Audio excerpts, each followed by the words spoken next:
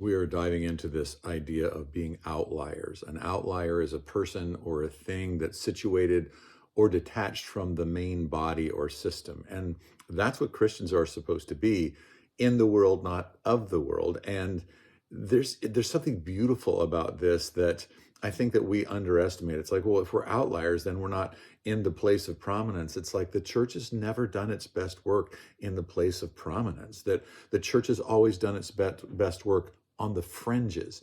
And on the fringes, the church ends up being able to meet needs and be there for people that need it in ways that the society just isn't going to do. So here's a great example.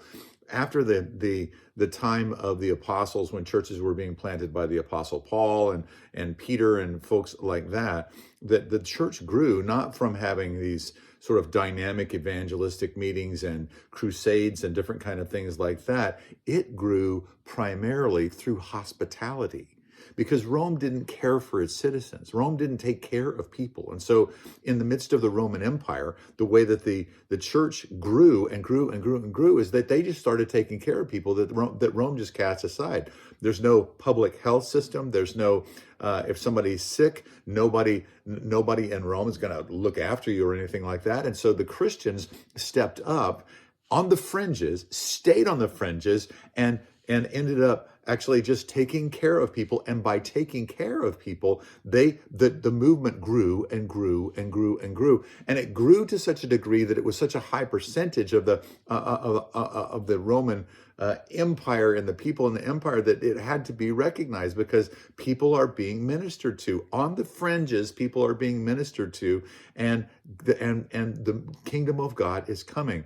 Here's how the writer of Hebrews says this, and I think this is so beautifully creative. Don't neglect to show hospitality, for in doing so, some have welcomed angels as guests without knowing it.